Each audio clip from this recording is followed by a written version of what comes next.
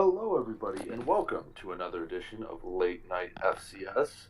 I will be your host this week. I'm Brady, the coach of Mississippi Valley State. Unfortunately, Chase will not be joining us, the Northern Iowa coach. He has a life and is on vacation. And Drew is going to be late, but you should be used to that. But who is here is Tenny, the Idaho State head coach, and Danny, the Montana State head coach. Hello. And it is conference championship week, so we have a lot to talk about. And let's get started right away. Um, well, let's get started with the Ivy League, where we have Princeton versus Yale. Tenny, what do you think about this? I think this is one of the games I've been looking forward to since since it was locked up. Was it locked up last week? No, it was Because not. There it were was four going into teams. last week. Yeah, like Princeton and Columbia, right? Yeah, Like that I know game Brown decided. was Oh, one of the teams that could have made it. yeah, Brown. That's right. But anyway, I'm excited for this game. It should be a good one. It's two of the hottest teams right now. Yale has turned their season around and looks like one of the hot teams going to the playoffs, and Princeton has been good and just steadily climbing up those rankings.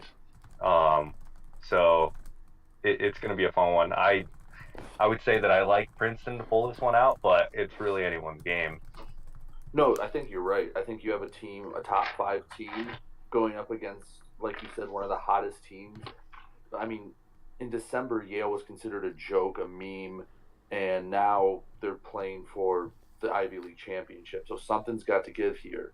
Danny, are you good to go? You want Yeah, to add yeah. anything to this? Yeah, I just wanted to say that like I love that these are the two teams in it. I don't think I love a lot of the Ivy League teams. They're aside from my Big Sky boys, they're my second favorite conference. I must say, but they these two teams in particular are going to be super fun to watch because you have Yale, who's resurgent with a new coach.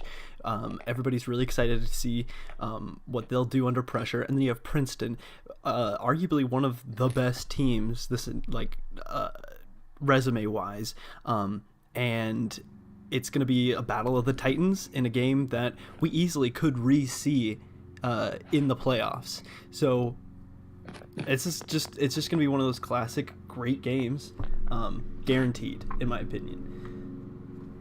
No, I think you're exactly right. I think you're going to get a very good game. It's probably going to end up being one of the games of the week.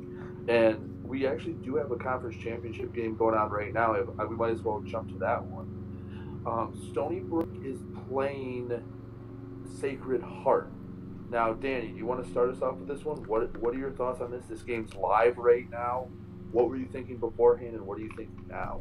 So I'd gone back and forth on this one. I was really a huge fan of Stony Brook. I thought that they played me really tough, and that they crushed their conference like I expected them to. And Sacred Heart's done the exact same thing. So now we're getting back into a game that's already been played and was super close, and now we get it again for that's probably incredibly meaningful. I mean, either of these teams, I mean, Sacred Heart probably would be in playoffs if they weren't playing this game, but the fact that they're playing it, and if they win, they're certainly in. Obviously, they're an auto bid, but if they lose, their best win now becomes also their best loss, and they didn't win their relatively weak conference, and so this is round zero of the playoffs. So these two teams are going to be going at it incredibly hard. Right now, as I'm speaking live, Stony Brook is up on Sacred Heart 23-21, barring the Pat, and that's with 4 minutes left in the third quarter. So still anybody's game, and it's a game that we all expected for a long time, so it's fun to see it come to fruition. Tenny, what do you think about Yeah, this matchup? Or yeah. yeah. Yeah, I Just real, definitely. Oh, go I ahead. was just say real quick, the field goal, the extra point is good. So it's 24-21 with Stony Brook about to kick off the Sacred Heart. We'll try to keep you updated as best we can. Go ahead, Teddy. All right, so I was going to say this is the other game that I think a lot of people have been excited for because we've kind of known for a couple of weeks that it was going to be a rematch of these two teams, and they're like Danny said, they're both great teams. It was a great game the first time around. It's a great game going on right now. I've been keeping an eye on it since it started earlier today, and it's been one of those back and forth kind of close games. I know I've kind of flip flopped on who I have picked in this game every single time we've talked about it. But I mean, right now, I mean, Stony Brook's looking good, but Sacred Heart is too. I mean, I can't really pick a winner in it right now. If you had to, though, But gun to your if I head. had to, Yeah. I if want I to see had the to, I'd spicy pick take. Stony Brook. I'll take the team that's got more points right now. But like Danny said, I think it's pretty much. I mean, it's pretty much a win and get in game because both teams are kind of right around that playoff bubble. And like Danny said, if they weren't playing this week, Stony Brook or Sacred Heart would probably be in, and Stony Brook's close. But with that extra loss, even though it's a conference championship game, there's going to be other teams that just look better than a team with, I don't know, they're what are their records? 8-4 and 9-3. So, yeah. Cigarettes 9-3. But anyway, it's gonna be a fun one to keep an eye on. Mm-hmm. Maybe it'll end while we're on air. All right, let's move on to the next one there, Brady. Or unless you have anything to say about this, if you're here. I guess not. Well, what's the next game? Do you have it up, Danny? Do you know the next? The next one that we're gonna discuss? Yeah, I mean we can go. I don't think that we had a particular order, but it looks like Brady's coming back in here in a second. But if we're gonna go conference order, then what's after America East? Like Atlantic Sun, or do we want to get straight let's go into that? We can go to Atlantic Sun. It looks like Butler, his internet is cutting out or something. So as soon as he's good to go for sure, then we'll get him in. So that just in case his internet busts out, does hand and farm mode. Okay, he says he's fine whenever. So yeah, while he's gone, while Brady's out, let's talk about the Atlantic Sun. So I believe that's Bethune-Cookman and Chattanooga. Whew. Do you have any opening thoughts about this game? I mean, this is another exciting one. I mean, they're all exciting games because there's a lot on the line for a lot of these teams. Mm-hmm. But Chattanooga is one of those teams that they're win or lose, they'll be in the playoffs. They've had a great season. They have some good wins. But Bethune-Cookman is a good team that's come on strong late in the year, and they won their division, and they get a shot at one of the big boys that's been good all year. And that'd be a great statement win going into the playoffs. Yeah, where do you think that Bethune-Cookman, if they win, I'm assuming they're not going to be 23 or 24, where do you think that they lie if they get the W here? Trying to think. I don't know. I mean, I think they'd probably be around that 20 mark. I'm just trying to think of. I mean, it all kind of depends on other games around as well, but. Yeah, that's very true. It looks like. But yeah, I think they come in around that. Not like the last team in, but not like. Yeah, at 7-3, that's pretty strong. Can you guys hear me at all now? Yep. Yeah, we can hear you. Okay, I don't know what was going on, but so we were talking about Chattanooga and Bethune-Cookman, right? Yes. Correct. All right, so obviously it's winning in for BC. If they win, they get the auto bid, and if they lose, they're done. I think they would lie right about the 20 threshold, but I see Chattanooga winning this game. They're on the fringe of getting a bye, and a win against Bethune-Cookman will probably propel them up to getting that first round bye, and that's going to be huge. Instead of only having to rattle off, I believe, 4 wins instead of 5. Mm-hmm. That's very true. Is our guest ready yet, or is his internet still struggling a little? He's ready whenever, he said. All right, you want to bring him in right now, since I know he's got stuff to do? Yeah, let's get the Great Plains here. All right. And while he's getting set up. The Great Plains Conference Championship took a little bit of a surprise turn last week with Dayton beating Drake and Butler losing to North Dakota. It is now Dayton and Northern Iowa for the Great Plains Conference. And Butler will have a game against Tennessee Tech. And I believe he's ready. Are you there?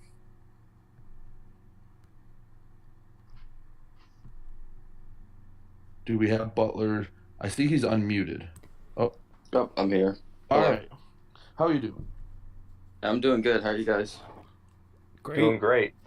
Yeah. It So, would have been better if I would have beat North Dakota. But, yeah, speaking of that, how do you plan on bouncing back? Because if you beat them, you're in the conference championship game. You're probably playing for a bye, and now you're playing kind of for better seeding against Tennessee Tech. What do you want to do this week, and where do you expect to land in the playoffs? what we got to keep doing is we just got to stay focused. I think we really lost focus last game because, North Dakota with their record 1-10 going into that game and us on the verge of basically winning the division and getting to the conference championship game. I think we definitely lost a little bit of focus there. So we just need to get that back. Offense and defense, they both struggled last game against North Dakota. I think our confidence kind of grew, when we saw Dayton getting that new coach. Really sure what they would have done. But yeah, just got to stay focused, play our heart out against Tennessee Tech. They're a great team. And for where we should be at right now, I think after this week, we should be around 20th. I would say if we get this win against Tennessee Tech, I think we should be at least top 15, basically. But yeah, that's about it. Just kind of disappointed in the team, really, but hopefully we'll get better. Yeah, I'm sure, man. That was I'm sure it was a party in Grand Forks, but speaking of losses, what's a team that you are most scared of heading into the playoffs? I'm assuming you're a Oh log. man, there's definitely a couple. And you can't say I was Montana. just thinking. Oh, so I can't say my time. That was one of them. One of them is definitely Eastern Kentucky. Just seeing what they do to the opponents, seeing how they take advantage of them, and just having a coach of that magnitude, basically having that team. That is definitely a team I don't want to be in the playoffs. Same with Yale too. Yale would be the other one definitely. They're just on a hot streak, and I don't really want to face them. Same with Cal Poly too. Cal Poly is really scary, but yeah, that's about three of them. Real quick, I'll get back to you in just 1 second, but Stony Brook has just returned a fumble for a touchdown. They are up 30-21 pending the extra point. Just under 2 minutes to go in the third quarter. It looks like Stony Brook might be taking the first conference championship. Anyway, so speaking of conference championships, Butler, what do you expect to see from the Great Plains Conference Championship between Dayton and Northern Iowa? Who do you like in that? I'm gonna go with Northern Iowa. They've been the team for the Great Plains this entire year, ever since week 1. They've been the team. Everyone's like, and throughout the season of Valpo, maybe Butler, me, maybe even Dayton. But I genuinely think that Chase and Northern Iowa has the best team and the best chance to win the conference.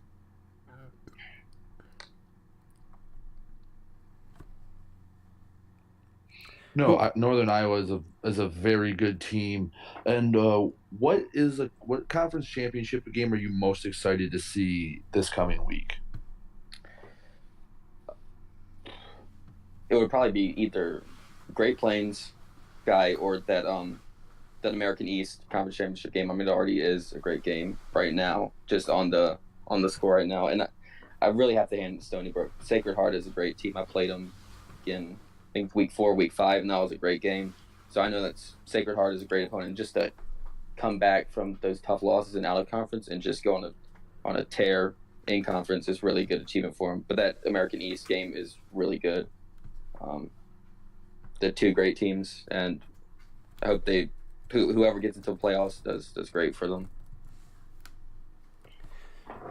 Yeah, that's my take too. I really like these two teams because two active teams in Discord. They both have a lot of I think they have a lot of team spirit, very confident in their teams, and it's been a fun one to see. My one other question I would have for you is, which game on your schedule did you play that was your favorite? And it doesn't have to be a win or a loss or whatever, but just the one that was your best game. There was a couple. Indiana State, Illinois State. That was amazing. That 3 overtime game, maybe game of the year. Got a clutch defensive fumble on their possession in overtime after I scored the touchdown and the 2 points. That was really, really exciting. Also, I know this is FCS, but in the FBS, I'm Army, and just this past week I played against Navy. That was a really good game. I was down maybe 20 points going into the fourth quarter, and I came back to be 49 to 42. That was a really close game, but those two would probably be my favorite ones, especially that Illinois State game. That was really, really fun to play, and I hope it's nominated for Game of the Year because I think it really deserves it. Do you believe you're a lock for the playoffs, barring no matter what the result is against Tennessee Tech? That's a really tough question. I really don't know. Just if I was in the committee, if I lost to Tennessee Tech, I wouldn't put me in. 2 tough games, and Tennessee Tech would deserve the spot more than me, basically, if I lost. But after my loss to North Dakota and Tennessee Tech, I wouldn't put me in. All right, either of you have anything else for Butler here? I don't have a question, but I do have a statement. I know that you were going to say Montana was one of your most feared opponents. I hope you know you're one of his most feared opponents. I think I won't spoil too much committee stuff, but he's always been the highest on you. Not even in committee, just in general. So I would love to see you two guys square off. Just fear for fear. That would be a fun game because I know ever since the first week I came in against Sam Houston State, beating them, I think it was 59-56 when they were ranked second. That was really a long time ago, based on them being ranked second. But I remember him being one of the main persons saying that Butler is a god. So that would be really fun play with Montana there. I would hope that we get matched up in the playoffs. It's possible, totally. All right, thank you so much for coming on. Yeah, thank you for coming on, though, Butler. Yeah, thank you guys. Thank you for having me. No problem. Hope you stick around. If not, catch the video when it comes out.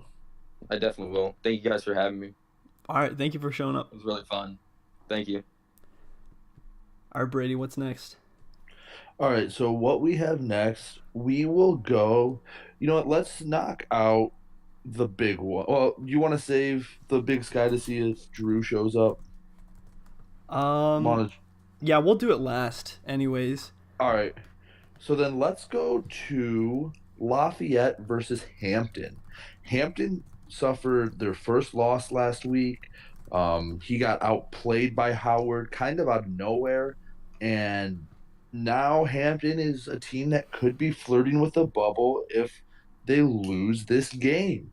Tenny, what do you think about this? Is Hampton in trouble if they lose this game of missing the playoffs after winning so many games in a row? Yeah, I think Hampton, they've had a great season. I know there's been a lot of talk about them being in a very weak conference and not really playing anyone. So they kind of need all their wins they can get. And that loss last week did not help. I think if they lose this week, they'll be on the bubble.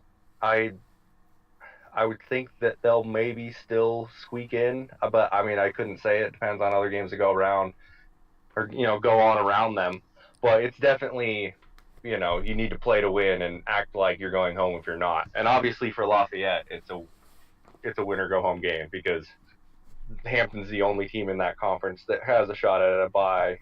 But I do like him to bounce back, and he seems like a good coach, and he's had some good games and good wins, and like you said, the up down. You have a bad week, you come back and bounce back the next week. So I like Hampton to bounce back and take that one.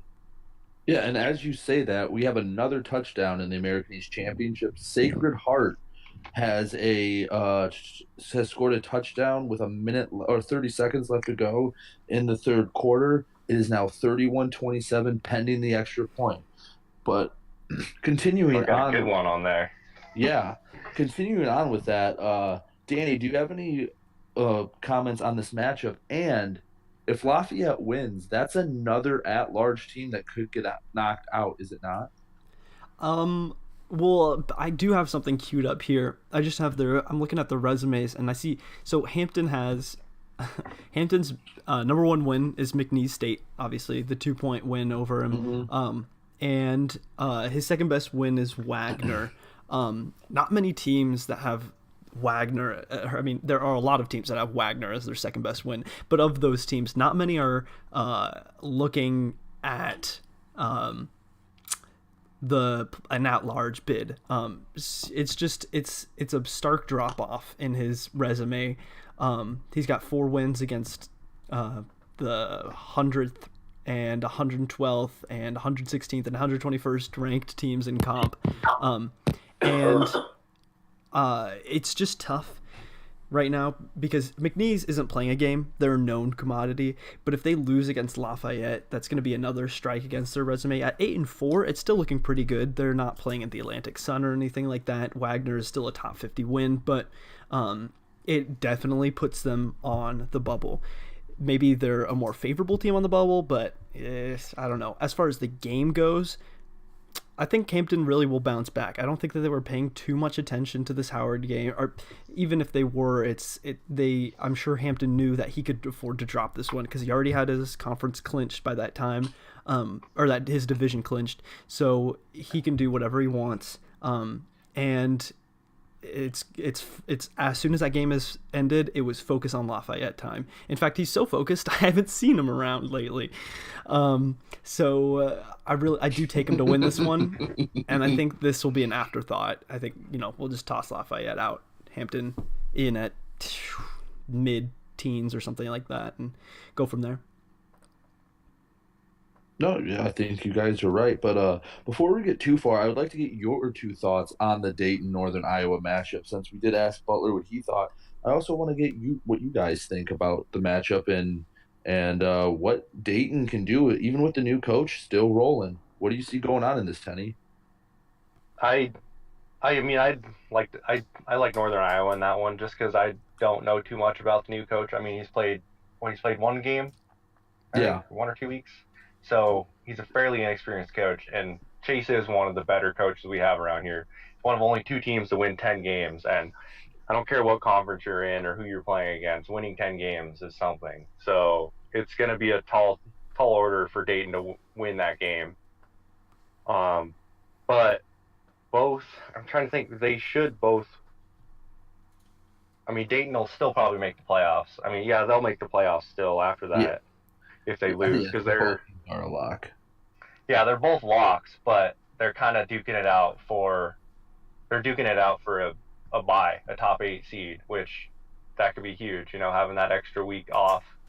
You get to watch the games of the teams you're going to play the next week and scout your opponents and see what's going on. So that'd be a huge thing to have. So there's a lot on the line in that game, even though both are going to the playoffs. Danny? Yeah, those initial statements by Tenny, I totally agree with. I think, like, when you have a completely new coach, you might see somebody out of the woodworks just destroy teams, because we all played our first games, and I'm sure half of us probably won those first games. But when you have a new coach that's still playing a game, Chase is going to be able to look at what he's done, even if it's not super representative of what New Dayton will do in their game. It'll give Chase confidence to be able to come out and win. And like Tenny was saying, 10 games of winning is really impressive. The win percentage is really high, and I'll take anybody who is able to accomplish that, because this Chase has been there since the very beginning. I'll take somebody who can do that over somebody who's just come in every single time. I'm not saying that Chase is guaranteed to win. I think Northern Iowa is, they're going to get scored on and stuff. It's not going to be a complete blowout. New Dayton, I saw their game. They're not bad. But every time, I'll take Chase. Yeah, hard to disagree with it. He has been very hot, though. He's due for a letdown. Maybe he peaked too early. I guess we'll see this coming week. Where do we want to go next?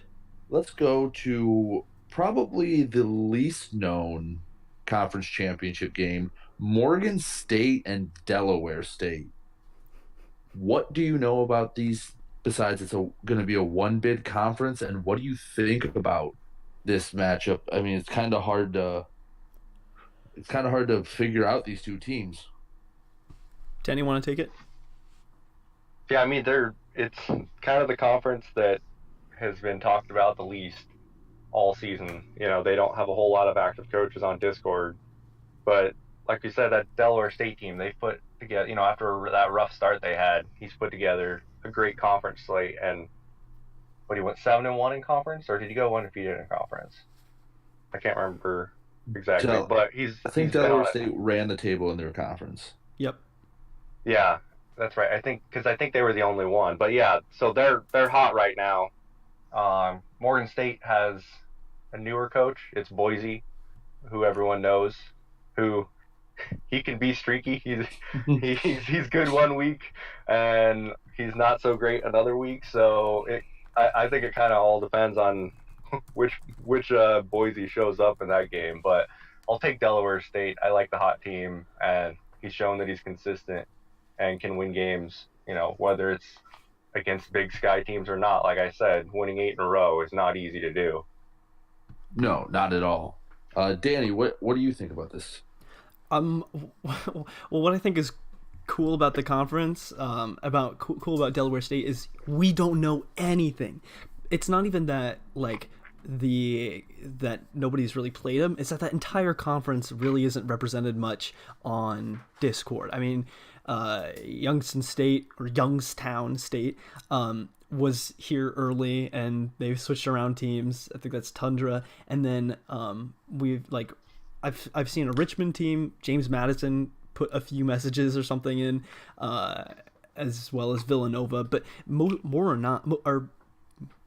so than not, these teams are unknown. Their skills are unknown. Obviously, Delaware State got smacked early, and I said this last podcast that they may have figured something out recently. It'll be so fun because Morgan State is coached by Boise State, and he's very active on Discord, so we're going to find out every little thing about what Delaware State is and what kind of threat they might pose to the playoffs if they get that W. I think I will take them. Not that I'm doubting Boise to win. Obviously, he's got a lot of experience as well, but I think at 7-0, that's something special. That's something unseen, and the element of surprise will be what helps overwhelm Morgan State in the playoffs there, or the championship.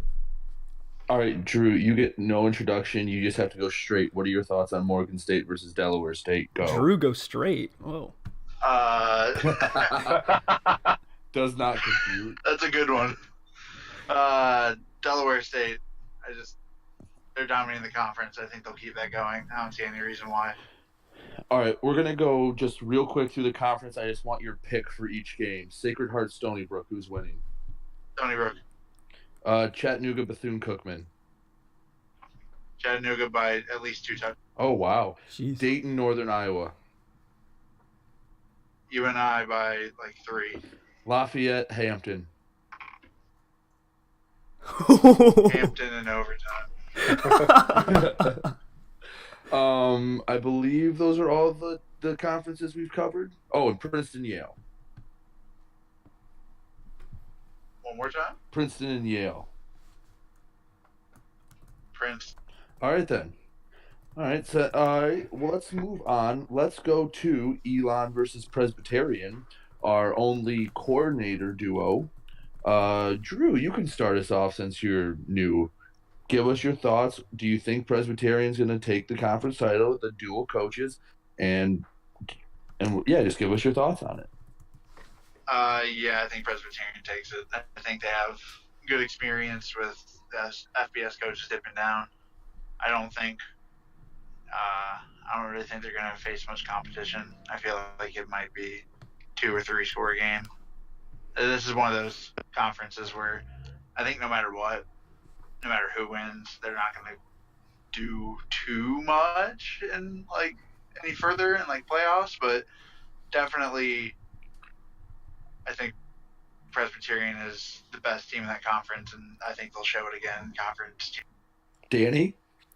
I guess I will take Presbyterian, and not just because it's coached by two FBS teams, but I think that you'll run into another sort of confidence thing. I think Presbyterian is going to have the edge. Elon, love him, love Elon to death. Mostly because Ash too loves Elon. No other reason, but then.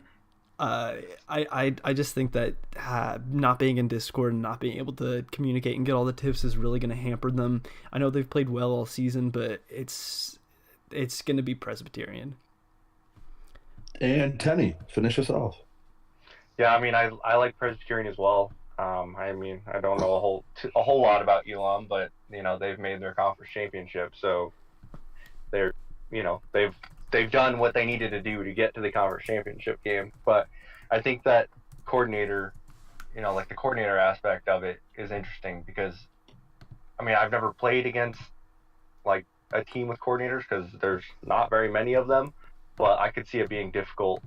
You're playing against a different coach each side of the ball, so whatever tendencies one coach may have, the other one might not. So I think it'll be Presbyterian, and I could see them possibly winning a game or two in the playoffs. They might sneak in and surprise a few people, but we'll see how that goes. You got to win your conference championship first. Right, but the point you make, we talked about it before with the dual coaches. While it is hard to get a read, I think it's also hard to get into a rhythm. Because everyone's gotten in that thing where you're feeling like, all right, I'm on every number, and then you get a stop. And okay, you're not calling numbers until you might not be calling numbers for another day, where it's like playing a slow person. Yeah. So it might it might be hard to get into a rhythm. It's like playing a slow opponent every time. So I'd say that is the downfall. But okay, we can move on here. Let's go to the longest and hardest conference, the Dick. EKU, who everyone is saying is one of the scariest teams, dropped a game last week to Arkansas Pine Bluff by a lot, is facing Mississippi Valley State. Danny, you start us off with this. What do you see in this matchup? These are two teams that could potentially have a bye. What do you see with this hard-hitting, throbbing matchup? Oh man, so I all season I've been like Eastern Kentucky. Eastern Kentucky's gonna take it.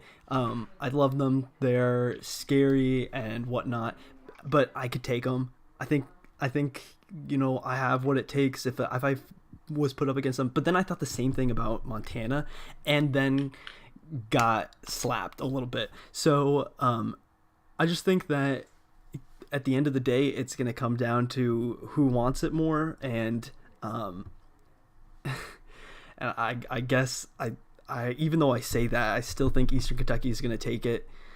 They just have that experience, and when when two teams collide that are so close, that are very comparable, it's just who makes the least mistakes, and I think Eastern Kentucky will make the least mistakes. Tenny. Yeah, I think it's a great matchup between probably two of the best coaches in all of fake football. They both had great seasons. I mean, Eastern Kentucky came in mid-season, so he hasn't, he's not the full resume, but since he's taken over, he's done pretty well. Other than that, whatever happened last week. But he is kind of that kind of coach where he'll either have a great game or he has off weeks. So if I was Mississippi Valley, I'd be scared that he's going to have a good bounce back week. But I do like you, Brady, Mississippi Valley. It's weird talking about a team when it's like you're right here. I'm not taking an endorsement from Hitler. Well, fine, I won't pick you then. No, I like Mississippi Valley to take that game and clinch that first round bye, and it would also probably knock Eastern Kentucky out of the playoffs because they're after that loss last week, they're solid. I mean, they were on the bubble last week in the committee rankings, so they need that win, so it's gonna be a good one. Mr. Drew, thoughts? So, over the week, this is one of those games I've kind of been flipping back and forth. I'll keep going through it, and it's almost I don't think it's that far off. And this is one of those matchups too, where you wouldn't be surprised by any result happening. Usually in something like this, you could see in Eastern Kentucky winning, but it'd be by a very slim margin. But I wouldn't be surprised if either team blew each other out or if it was close either way. But I think my final conclusion I've came up with was if Eastern Kentucky can score if they can score 30, I think they win. If they don't score 30, I don't think they get the win.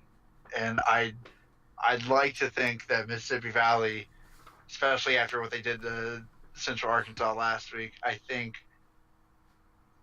they pull out the win, like a 31-28 or something close. But I definitely think it's going to end up being last second. I would almost predict this is going to be the best game of the week. If you go back and look at all the games, this one's going to end up being the one with the tightest margins. Yeah, no, and it's funny. The theory I've been saying every time when we talk about it is the up-down theory. Well, when it comes to this up-down theory in my own conference championship game, it would work against me. I did unspeakable things to Central Arkansas, and Eastern Kentucky's coming off a loss. So by that logic, I would be due for a letdown, and Eastern Kentucky would be due for a bounce back. So that does kind of scare me. But I've been hearing about this team for weeks, and I fully expect to be nervous. And a note, this game will start tomorrow in the morning, so a little bit of a head start in the Dick Championship. Well, Brady, without revealing too much, what do you know about this team? Have you looked at them at all, or have you just been gonna do it when it comes across the bridge? See, I go back and forth with how much I scout, because there are times I'll go back and I'll look, and I'll get a thought in my head. This happened when I lost to Alcorn State. I thought I saw something, and I kept the whole game going, he's going to go to this, he's going to go to this, he's going to go to this. And he never did. And I think that's what cost me that game. There have been other games where I go, you know what, I'm just going to play this game as it is. I'm only going to read off this game. And I've won and I've done poorly. So I do know they like to score a lot of points. I do know I'm probably going to have to control the ball. I'm not going to chew the clock, but I know I need to control the ball. And it's going to come down to, I think, a field goal or final drive. It's going to be one of those where I keep refreshing my phone all day tomorrow. And before we move on, I know they've been putting it in the chat, but just to update the American East Championship, Stony Brook is up 31-28. It is 3rd and 4 from the Sacred Heart 17. 2:38 left to go. So, Stony Brook just tried a 12-12. There you go, Drew. But I will, I'll try to interject with updates as we go on. So as we move on, let's go. I do not believe we've talked about Lamar and Incarnate Word. So, who wants to... I'll just throw it out there. Who wants to start us off with Lamar and Incarnate Word? I'll do it. So, whenever I notice Lamar and McNeese, I went to go look at that game thread. This is another reason why I don't think McNeese is as good. This dude got memed to death twice. Not once, twice. Literally, go back and look how many 750 and ones were called. Unreal amounts. He got caught in a trap twice. Not once, twice. Dude is not nearly as good as what his record says. That's beside the point. I think Incarnate, from what I've seen, is a very smart player. And I think this might be the most lopsided conference championship game, right? I think Lamar absolutely gets smacked to the ground. and like potentially dies on the field. How many points? Call it right now. How many points did Incarnate put up? How many are they going to win by? They're going to win say by smacked around, like they'll 2 win by scores, 28. 3 scores. Oh wow, That's a big. that's a lot of points. I'll say at minimum 25. Wow. All right, guys, but here's the thing: Lamar might want a sub coach. Yeah. Why? Don't forget what game. Yeah, they're Incarnate just hasn't looked like that team that gets like memed. They don't. Who wants to sub, please? I forgot that was a command. Kenny? What? I'm with Drew on this. I like Incarnate Word. They've looked like the better team all season, which out of that conference hasn't been much. We thought it was McNeese all year, but they couldn't get by Lamar, which has not really been a great team. Outside of twice. Outside of those 2 wins over McNeese, Lamar is a 3-7 team, which I don't know how that team ended up. I don't know how that team ended up in the conference championship with a losing record, but that just kind of shows you what kind of conference it is. I'm praying for Lamar to win now, just so they're in the tournament, and then I'm hoping to win every game. So we could have like the Seahawks and Panthers version. No, it wouldn't even be Seahawks and Panthers. It'd be like if the rest of the NFC South got destroyed and they took like the 2-14 Bucks. Can you imagine how many other people though are gonna be rooting for Lamar if they make it? If 6-7 Lamar is in the playoffs, that's gonna be everybody's Cinderella team. That's gonna be everybody's. And they win their first because if they win their first round game. Oh no, they wouldn't play. Because they'd be a lock for that 24 seed. Yeah. So they'd be going up against the team that just missed out on a bye, and it's going to be a good team that's angry they're playing this week. Yeah. Hey, so who do you think would get more support, Lamar in that tournament or Bryant in the mega bracket? Bryant in the mega bracket, 100%. Bryant's going to win the mega bracket, I'm telling you. If Bryant wins the mega bracket, I'll give him platinum. So big update in the American East game. The American East Championship game. It was 4th and 4 from the Sacred Heart 17. Stony Brook tried a run, and they lost 10 yards. So with 1:46 left to go, Sacred Heart is getting the ball on their own 27, and they need a field goal to tie it and a touchdown to clinch a spot in the tournament. So turnover in 4 plays. Wow. Okay then.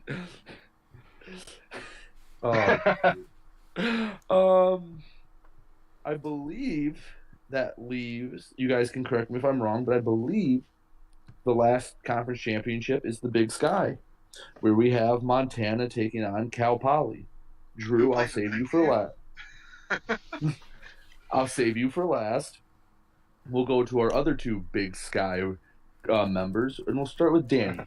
Danny, what do you think about this? It was going to be a 1 versus 2 matchup. San Diego pulled off the comeback, and now it still could be for the 1 seed. What do you like in this matchup? Oh, boy. Like I was saying with the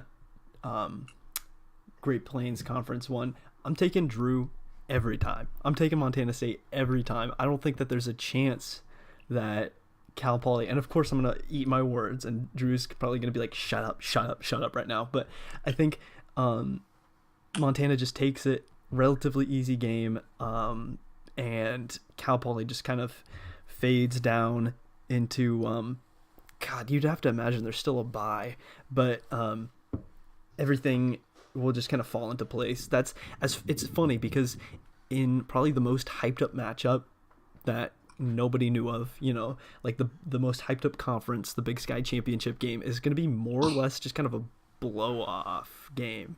Like there's so many other games that mean so much to these teams now that since we have auto bids, that teams are fighting for their lives, and I'm literally watching that happen right now in front of my computer screen. But this game is going to be kind of unless Cal Poly makes it interesting, then I guess I'll tune in. I guess I'll root for my rival Montana and great friend Drew, but other than that, Oh, babe. that's pretty much what I just got to say about that. Tenny. Yeah, it's gonna be a good game. I know Cal Poly has a newer coach, but they've still shown that they're a good team. You know, they won their first couple of games coming in, and they took a very good San Diego team down to the wire and almost pulled that one off. So They it's really gonna be a should have good won game. that game. They should have won that game. I mean, That one got away from them. it definitely got away. But I mean, Montana has just been that animal all year. You know, when big games come, he steps up in big moments, and you know, whether it's a Hail Mary here or a comeback there or blowing out some coach that trash talked him, like he's the team you do not want to play in a big game. So I mean, I can't pick against Montana in this one. All right, and for Danny and Tenny, I have one more question for both of you. Is this game for the number 1 seed? Winner gets number 1. What do you think right now? I don't know if Cal Poly gets the number 1. I mean, I don't know. It'll be close. I would say think- no. I would say I would say if Princeton wins their conference championship game and Cal Poly wins the Big Sky, I would think Princeton probably takes that number 1 because they're a hot team. They're looking good, and they have a great opponent in Yale. MVSU too. I think MVSU. I don't know, but I mean that win over Montana, I think would maybe keep them above MVSU. I think it's probably between Montana, Princeton, and Cal Poly, or yeah. Danny? Yeah. Yeah, I mean, I think if Princeton loses and Mississippi Valley State loses and Cal Poly wins, then yes, they would be a lock. But then, of course, that kind of defeats the purpose of this game being a winner gets number 1. So I guess I'm with Tenny there, pretty much spot on that if Princeton wins, then no. Montana loses, Princeton's going to take that number 1 spot. And that kind of takes away a little bit of the luster of the game, as well as what I was saying, because if it was a true 1v2, Cal Poly didn't leave and maybe won last week, then yeah, the game would mean a little bit more. But no, yeah, I'm with Tenny. I mean, it still means quite a bit. Like, Oh no, of course, Right. but coming out on top of the Big Sky, and nobody's nobody's worried about these both teams are going to dropping have out. good seeds coming into the playoffs. Yeah. Right. All right, Drew. Another huge game for you. You're no stranger to this. Tell everyone what you think. I don't want to like. All right, you know what? Fuck it.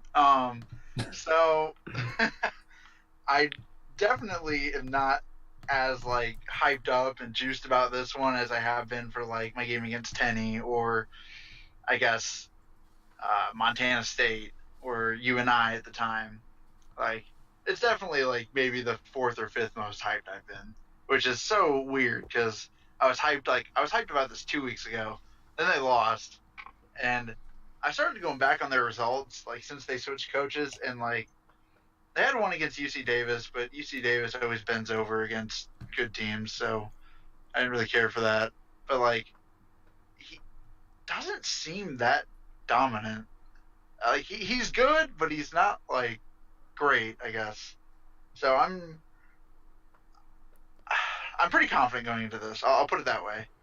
Like against bigger teams, I don't know what it is. I guess I just have more confidence in them that they'll do like normal stuff instead of like dumb stuff like Weber State or I guess Northern Colorado.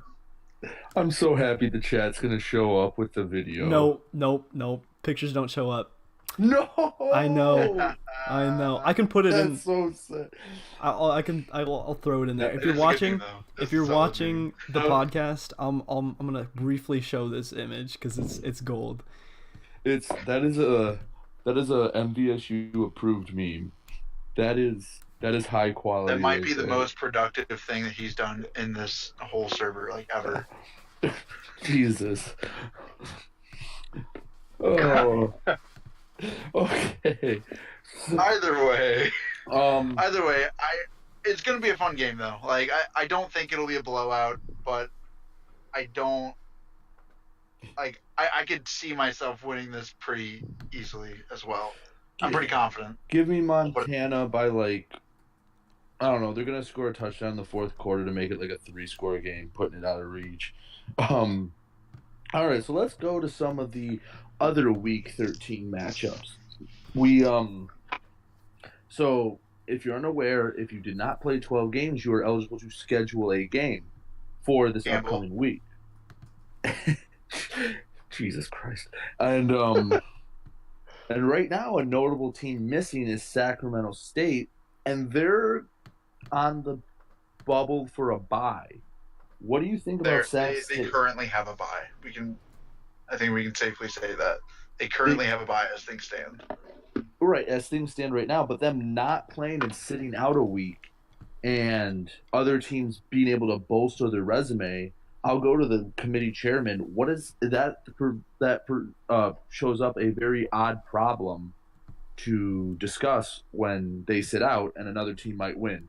How do you think that's going to be handled?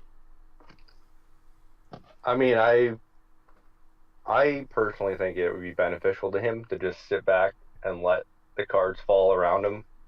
I think he's done enough this season to be a top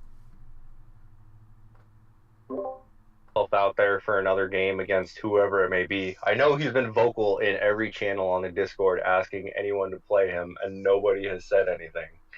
But I feel like there's more to lose by playing.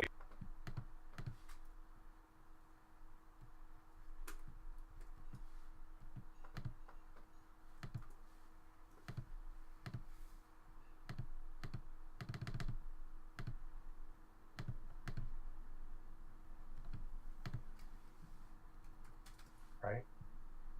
Yeah. Yes. So we'll talk another Week 13 game. We talked about earlier when Butler was on. They're playing Tennessee Tech. Danny or Drew, one of you can answer this. What do you? I mean, Butler lost a bad game last week to one of the worst teams, not named Bryant. What does this game mean for the playoff picture? Tenny, you got to start. I'm trying to fix something here with the capture and stuff. I got it. Okay. Yeah, I got it. So for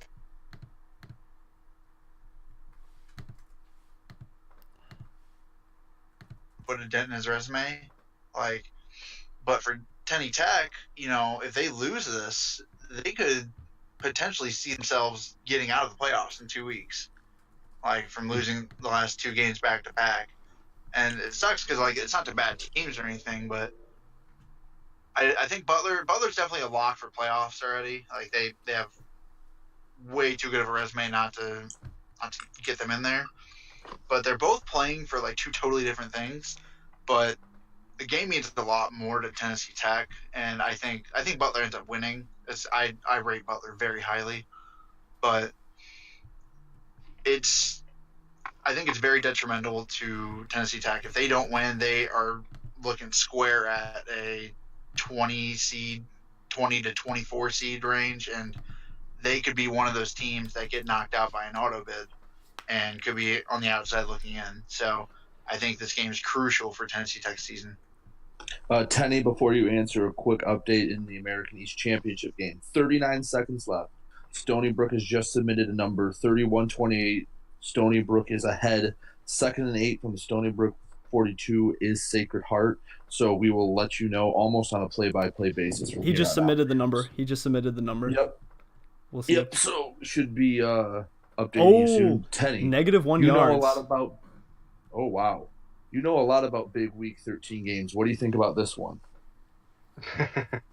Yeah, this one, I mean, kind of to rehash what Drew said, it definitely means a lot more for Tennessee Tech. They'll be squarely on the bubble if they don't win this game. I mean, it's not a bad loss losing to Butler because they're a great team, playing for a bye, but it's just an extra loss on your resume, and there's going to be other teams winning around you.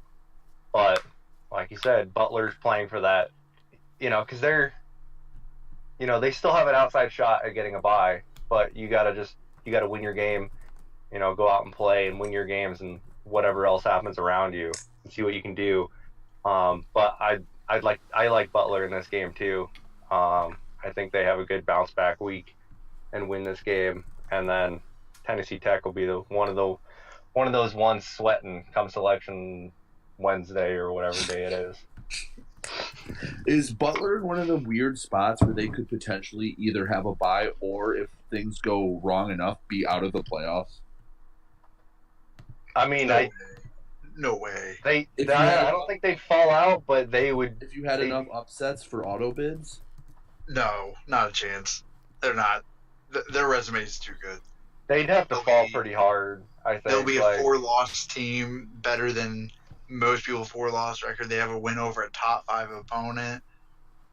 And then I think they also... Yeah, I mean, no. There's no way. Yeah.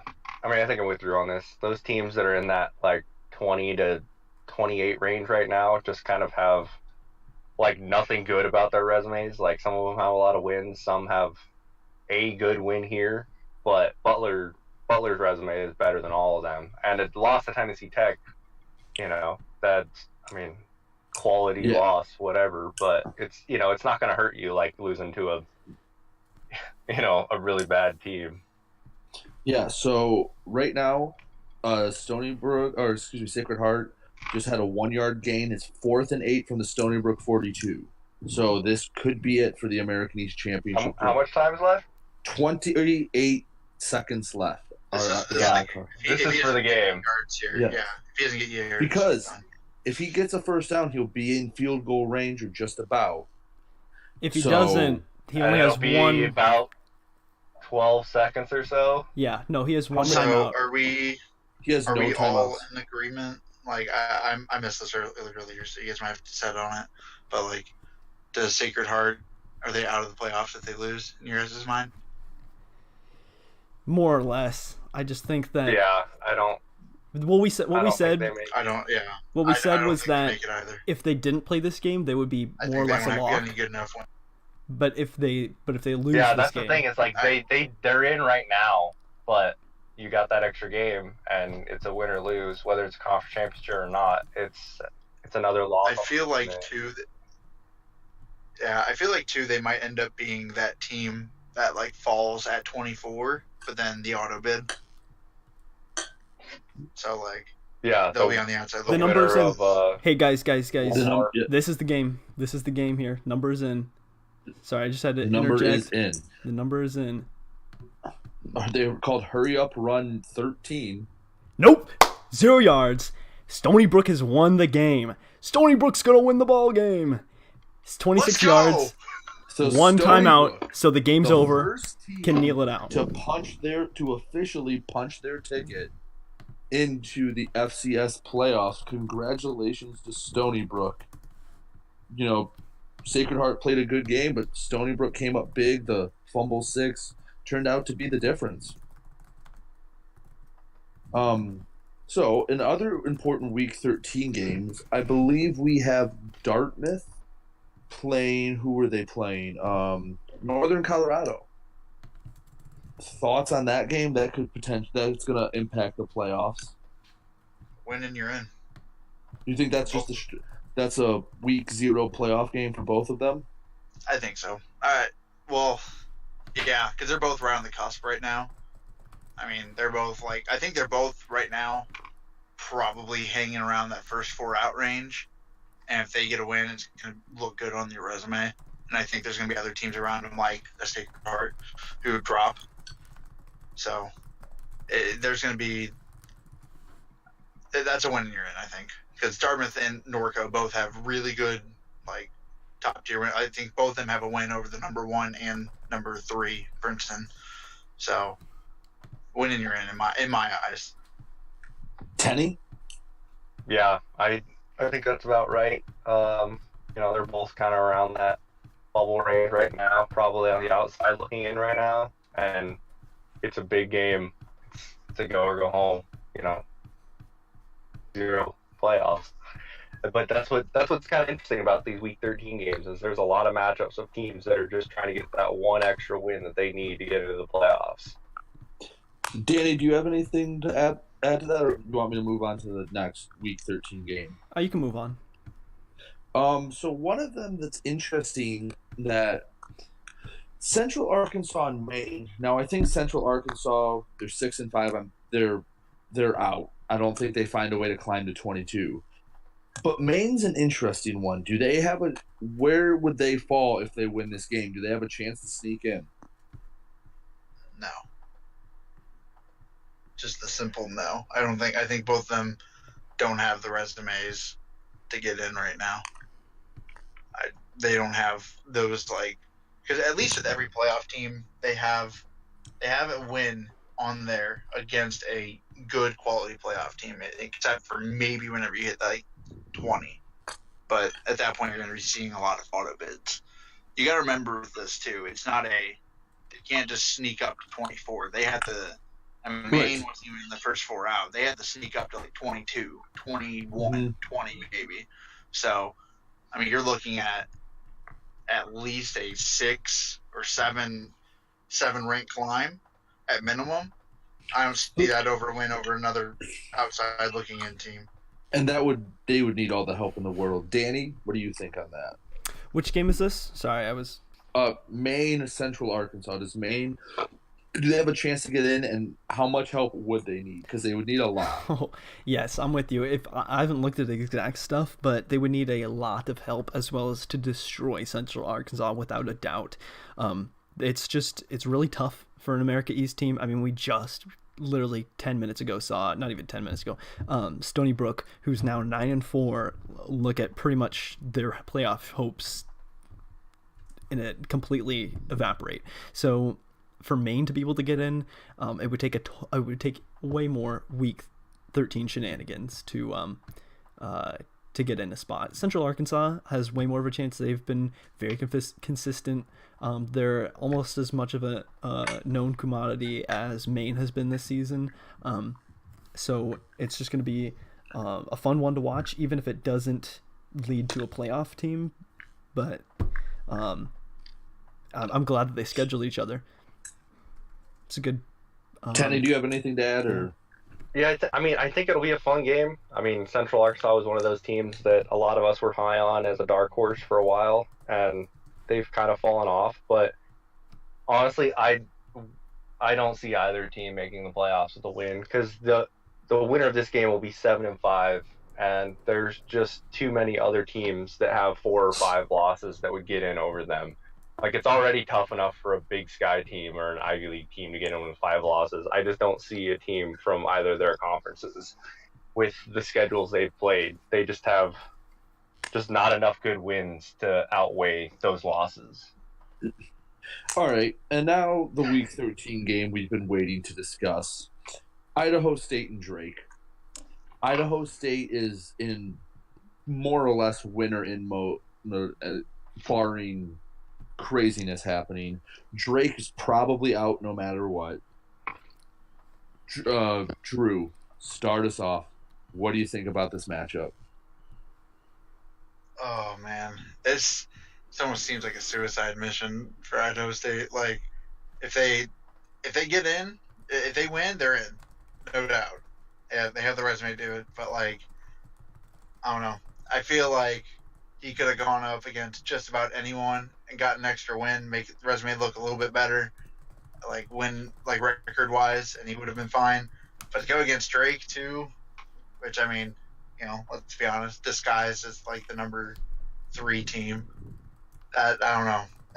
It was a questionable decision. It's gonna be a good ass game for sure, but that's good luck. That's gonna be tough. It's gonna look good too, because Drake actually has a good record.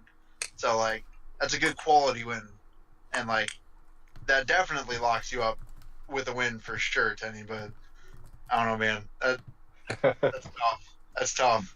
It seems like a trap. Danny? It is a tough one. I mean, we saw that Idaho State was a first 4 out team, and literally first 1 out technically. but that's not taking into account the teams that are going to take up spots with playoff games. And I think it was a smart idea to schedule this game because, I mean, we haven't completely updated with the win over Idaho. That might bump Idaho State up above those teams, but doing this will, with a win, secure a spot, like beyond a shadow of a doubt. Otherwise, you're just going to have Idaho State, you're going to have Tenney just sitting out for a week, looking at all the other games, just hoping they go the right way, and then hoping the committee falls a certain way. And then also, it's probably a good idea just because of like personal reasons to not become Jake too or whatever. And you know, if he sits out this week and then he's like on the verge, and then all of a sudden Idaho State takes that last spot, even though and then everybody looks at how Tenney is also the commissioner of the committee and whatnot. It's probably better to be safe or sorry. I think you definitely should have like scheduled the game. I just Yeah. don't think it should have. I don't think you needed to go this tough and this like this. I mean, I guess agree with you because it's a big deception because like yeah, we all know that Drake is, you know, MVSU in disguise. So that just makes the game like evidently harder, but not on paper. It doesn't look as good. But I think Danny is right. There is no doubt, slam dunk, he makes it if he wins. Where if he schedules a bad team, there's still a debate. But now let's hear from the man himself, Tenney. It's winning in. Your playoffs start this week. Yeah, What I mean, are you feeling? I've been looking forward to it. I mean, it may have not been the smartest decision, like Drew said, but hey, I made that game, you know, a couple weeks ago when I was losing to San Diego. I was like, hey, I need a Week 13 game, and I think that was the week we had you on the podcast as a guest. Yes. And I was just like, maybe I'll play Drake, and ever since then, I've been looking forward to it. It's definitely a winner go home game. Because I'm on the bubble right now. I might move up a little bit this week, but you know, with the 7-5, I don't have the resume that some 5-loss teams have that will keep me in the playoffs. So, but I'm excited for it. I didn't want to sit around for a week and not be playing while everyone else was playing. And like Danny and Drew said, like I'd still be a bubble team, you know, kind of, you know, waiting on other games going on around. I'd rather have my fate in my own hands, and if I can win that game, I'll be in, and then hopefully make some noise in the playoffs. Does it feel kind of better knowing you control your own destiny and you're not hoping for something to happen, knowing no matter what happens, if you win this game, in all likelihood you're in the playoffs? Yeah, I mean, it puts a lot more stress on the game, you know, like because I mean, all season I've, you know, had a good record. The last 4 weeks I've gone 2-2 and kind of dropped off a little bit. You know, I was around the top 10 there for a while and kind of fell down into a bubble team. So it's kind of like my playoffs started early, and you know, I'm in winner go home mode. So it's something I haven't quite had. It'll probably be the most intense game I've played since the Montana game, but there's a lot more on the line with this game. Yeah, no, I'm excited for this game. I want to see you in the playoffs, but that being said, I'm going to make you earn it. I'm not going to – if you're going to make the playoffs, it's going to be because you won and you deserve it. But damn, is this going to be a fun game, and I hope it goes better than our darts games go. I hope it goes exactly like those games. No, because you Just put dropping 60s on you. Yeah, I know. It's been a metaphor this whole time. All right. So I believe that's all of the big games this week. So if anyone has any questions you want to ask, I'll ask a few to get the ball rolling. But if anyone wants to drop them in chat, I'll ask whoever you want. It can be team specific. It can be bigger picture. But what do you think? I'll just start with Tenney. Basic question. What do you think the hardest thing the committee is going to have to face after conference championship week is going to be? I mean, the hardest thing is going to be what's been the hardest every week we've done it, and it's those teams, 18 and up, those like 18 to 28 teams that are like right. Am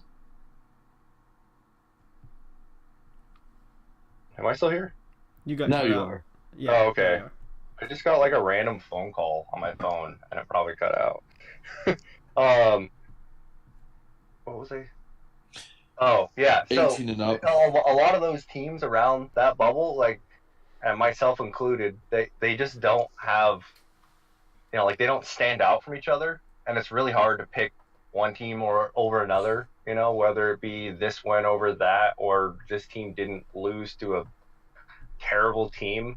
There's just like, because when it comes to like the top 8 rankings, top 10, like those teams, everybody's, we're all fairly certain about, and you kind of know where everyone should fall. But those teams around the bubble are going to be a pain in the ass. And I know there's going to be some upset people, but I swear we do our best. And we talk about every game and every team and every matchup, but it's going to be tough.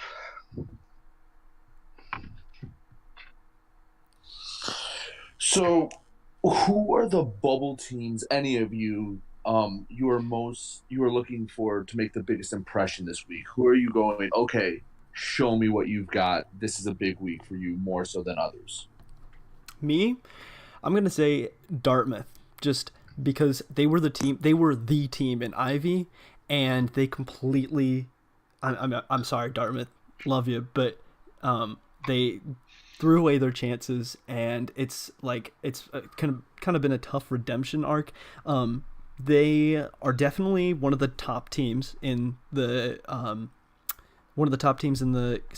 subdivision, but it's still iffy whether that's enough to make the playoffs. They've scheduled Northern Colorado, and that's going to be an Ivy Big Sky matchup, and I'm really excited for it because we're also scheduling Ivy Big Sky next season, so this will be a little bit of a preview, and we'll be able to see more accurately who's better. I think every single Big Sky team is going to be rooting on Norco. Every single Ivy team is going to be rooting on Dartmouth. So that's going to be a fun one to watch. And Dartmouth has a lot on the line to prove that he's the guy. I mean, Northern Colorado, of course, as well, because he's like 6-5, and really, was in that position to be the team or to be another Big Sky team in the playoffs, but they've faltered. I think this might be another championship game, because if Dartmouth loses, I don't think that there's much of a chance for them to sneak in, especially with all these championship games going down. If upsets happen, it's really rough.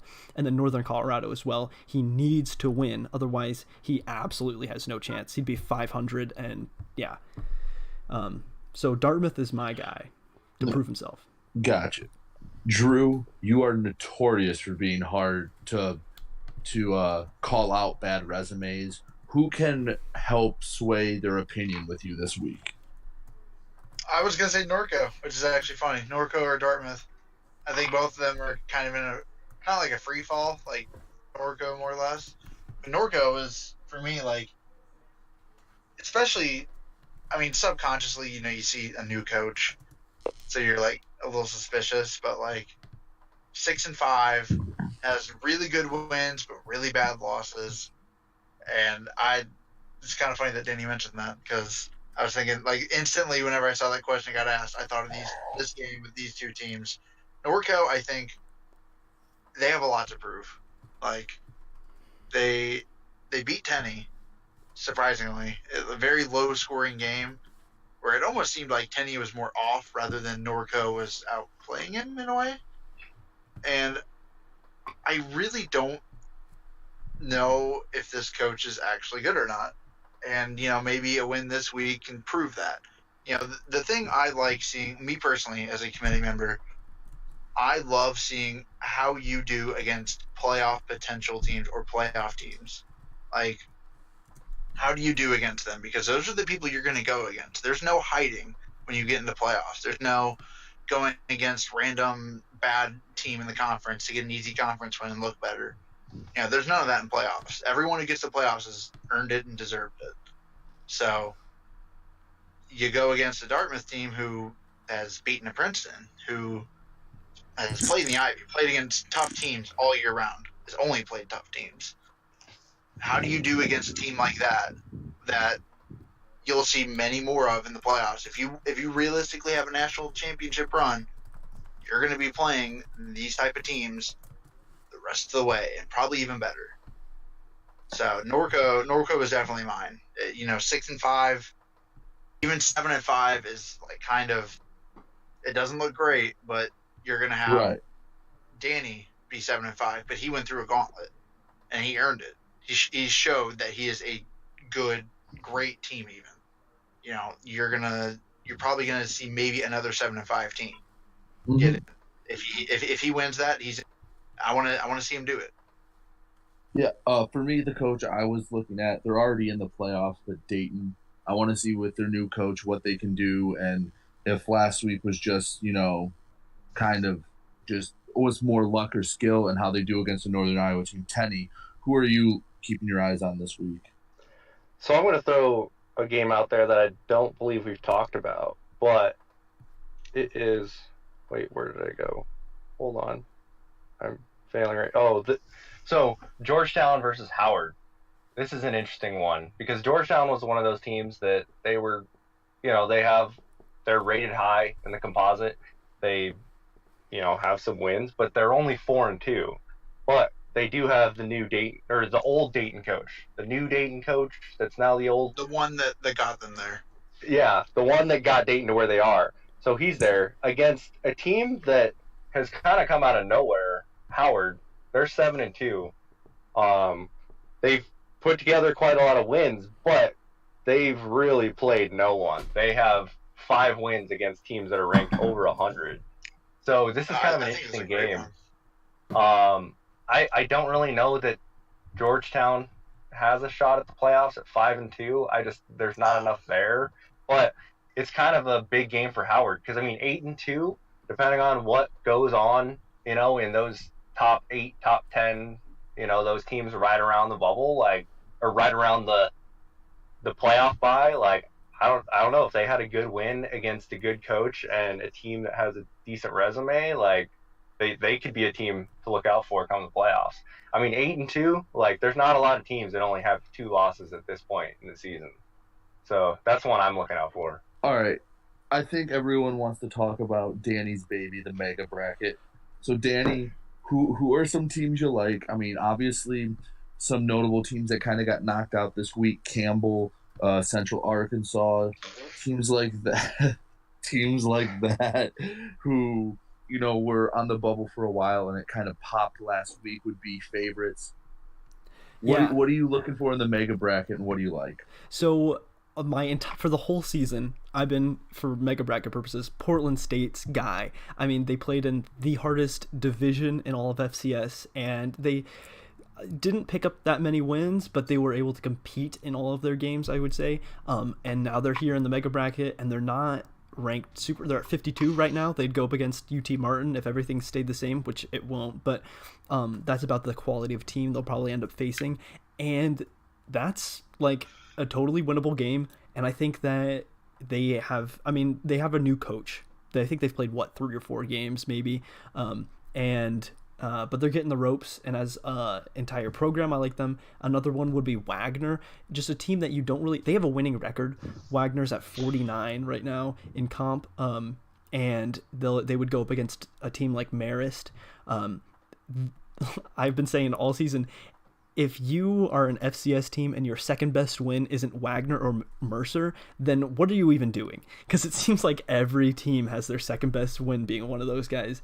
But second best is pretty good. I think that they are an underrated team. And then finally, I guess my third one here.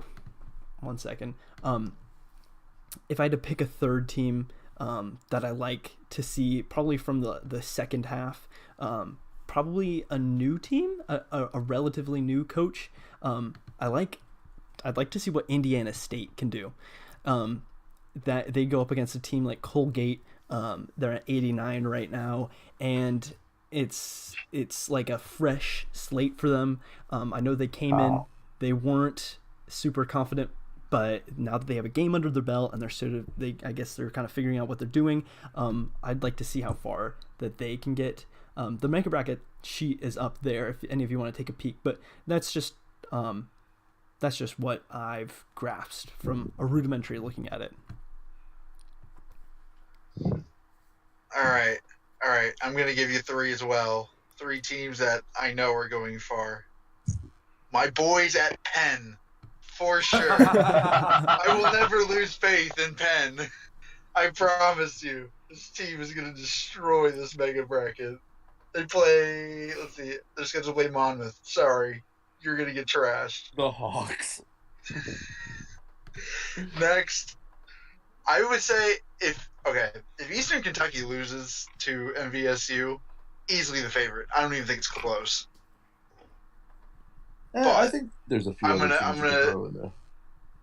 No, easily the best. Not even close. Pine Bluff. Arkansas Pine Bluff. That team is spooky. Like, for a mega bracket, they're spooky. They're in the top half, but they're good. And they just beat the brakes off EKU last week. Tenny, give me 3. All right, I'm not going to give 3, but I'm going to give kind of my take on it. That I think the teams that just miss out on the playoffs are going to do poorly come the mega bracket, because I think they're going to kind of be down on themselves and, not care about it as much, and they're going to get cut off by some lower teams. But I think the team that comes out winning it is going to be one of those middle of the road teams that's just kind of not done anything all year. There's just so many teams. There's 100 teams in it. Like, how do you pick one? Like, but And that's going to pick. You close your eyes. North Dakota State. Acorn State. I'm just gonna throw a dart at the board, and whoever's number 6, You're triggering. That's my pick. Okay, honestly, if that coach stays at Stetson. What about Georgetown? They I can mean, make some noise. Yeah, they'll make noise. They'll probably go far. And you know damn well if Drake doesn't make it, I really want to have both a national championship and a mega bracket championship. Oh my He'll get out of the first round and both of them stop. Out in the first round, loses to Bryant. Oh no. Yes. No. That first team out is You don't definitely understand playing. how much it's my dream if Campbell plays him first round and actually tries and loses. No, is it Campbell said he's No. not gonna play and he's just gonna cover the playoffs? Yeah. Yeah, I cover the playoffs. Yeah, he's just gonna. Which I'm all for. That guy writes good articles, and Yeah. I can't wait to see what he brings out for the playoffs. Mm-hmm. Yeah. So, are there any other questions, or are we about to wrap up another edition? Did someone say Secret Hitler? I think it's time for that. I'd like to thank everyone for coming out again. We'd like to pardon Drew's tardiness again. Hey, Hopefully, shit. I think. Yeah, fuck you. Chase will be back next week. But no, for myself, for Drew, for Tenny, and for Danny, this has been Late Night FCS. We'd hope to see you next week and enjoy the conference championship game in week 13. We'll see you next week. Bye.